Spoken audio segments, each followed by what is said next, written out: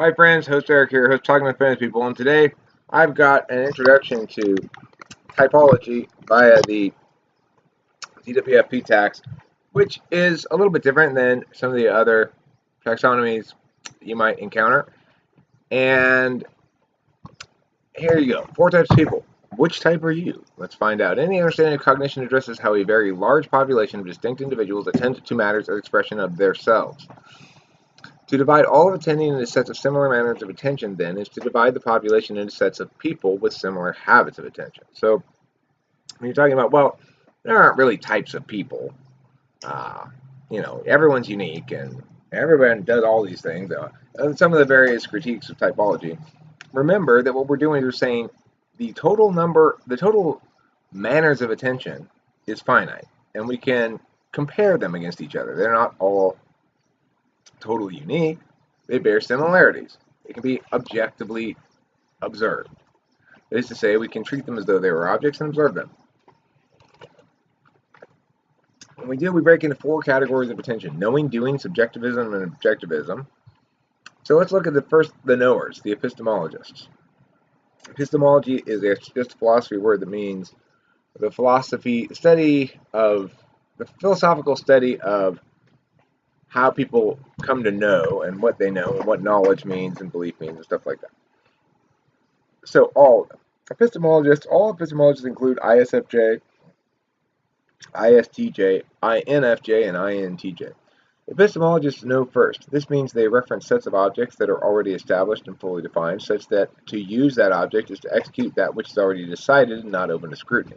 In other words, to be a knower is to begin by recapping either the truths implicit to the universe that one already understands, or the truths specific to the self that one has personally learned or experienced.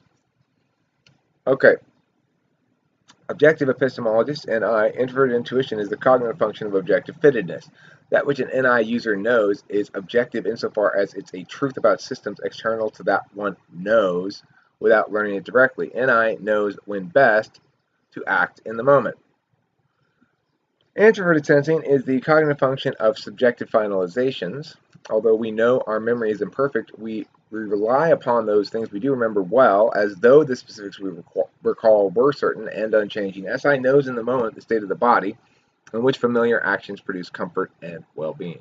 So we've got 2 kinds of knowers, NI and SI. And if you think about this, then when you look at a quadra, they say in socionics, for example, INTP, ENTP, ESFJ, ISFJ, what you have there is a knower, a doer, and both objectivists. So it's like, of those, in each of the quadrants is going to have that, either a knower, a doer, and both subjectivists, or a knower, a doer, both objectivists. So that's how the quadrants break down to. And the objectivists are going to have an objective doer, namely a metaphysical doer, and they're going to have a subjective knower, because that's how it works with NE and SI, and then they're going to have objective judgers. You have to have subjective in there somewhere, and the only one in the alpha quadrant that is subjectivist first and foremost is my woman, Kimberly, who has subjective knowledge as her first nature. But she's still not fundamentally a subjectivist because she's not a dominant judger. So, okay, anyway, let's move on. Let's go to the actors, the people who do. All of them, doers first take action when an individual encounters externalities as a default before recapping that which they know, before evaluating the current situation. The doer searches the environment for elements to take action upon. The doer types are likely to be called impulsive, ADHD, irresponsible, all over the place, and so forth. The objective doers are the extroverted intuitors, like myself. Extroverted intuition is a manner of attention that first takes abstract metaphysical action. In other words, any users take the realities in front of them and use language to make, advocate, or critique meanings approximating aspects of the real-time experience of the any user. Whereas the subjective actors, SE, extroverted sensing is a manner of attention that first takes real-world causal action. In other words, while the any user is talking through all of the potentialities involved with the proposed course of action, the SE user has already begun to take the course of action. Extroverted sensing is best understood as following through on the course already decided. And then we have the subjectivists. Okay, so the doers are going to be ESTP, ENTP, ESFP, and ENFP. The subjectivists, they're going to be ENTJ, ESTJ, INFP, and ISFP. Subjectivists link first to that which is most accurate and least communicable, personal goals and feelings. Note that this makes subjectivists always more right than objectivists, but that the rightness doesn't generalize. In other words, because subjectivists link legitimacy to their own desired outcomes, their frame is by default particularist. The right course here and now tells us nothing about comparability and how others ought to approach given scenarios. Subjectivists prefer that which aligns most closely with standards not subject to the evaluation of others. And if you look here, TE, subjective systems, that's a subjectivist approach to systems. People with extroverted thinking, TEX, the X being there for which aspect they prefer is either one, in the dominant slot ignore their TI. This means they assume that the logical consistency will take care of itself while they busy their conscious attention with how to work the system. In real time, this can manifest as knowing how to avoid problems with orders or operations and completing physical tasks. Across time, this correlates with managing enterprises like business and other organizations with concrete and limited goals, such as profit. The subjectivists relating to people are the FI dominant users, and people with FIX in the dominant slot, concern themselves foremost with matters of authenticity. To these individuals, the rendering of the metaphysical and physical realities to which they attend and to the physical experience of emotion is the primary manifestation of existence. Introverted feeling mostly concerns relationships and understands how the valuing of another grows and changes over time. FI is my blind spot, so I always struggle to explain it such that I personally feel as though it has been adequately explained. But it's because I don't have an intuitive grasp of it. It's just something I have to understand only intellectually, and it's the least understandable intellectually of all the functions. All right. And then lastly, let's look at the objectivist. Then I'm going to show a little cool little chart I made, and you'll see how it explains things. Those who lead with an objective judging function exist in a world populated foremost with mechanical relations between the static approximations that can be subjected to disinterested scrutiny. Thus, the status of a given relationship, event, proposal, etc. is very important to these individuals. To understand, afford, and withdraw legitimacy is central to the objectivist's ontology. So, if you're an objectivist about systems, then you lead with TI. And those who lead with introverted thinking foremost seek consistency within systems that do not account for individual motivations. Thus, the law is very much an introverted thinking endeavor, although it does not express consistency nor sustain muster on its own metrics. To those individuals who lead with TIX, the concern is with the status of various argument chains, frames of reference, and other such matters that purport to guide us in our thinking and decision-making. For the objectivist related to people, FE, those who lead with extroverted feeling concern themselves foremost with the management of perceptions of others as understood through the designation of statuses to the individual motivations that comprise the underlying engine of systems. Thus, while the TI DOM checks for consistency by using definition and grammar, the FE DOM understands what makes others happy and what causes others to like or dislike each other or a given course of action. The FE DOM understands motivations, actions, and emotional states as static, objective matters that can be managed. That's what makes them an objectivist. All right, and to clarify further, as the last little thing I want to put up here as far as objectivism and subjectivism goes, let's look at this one first. Okay, this is the locus of legitimacy.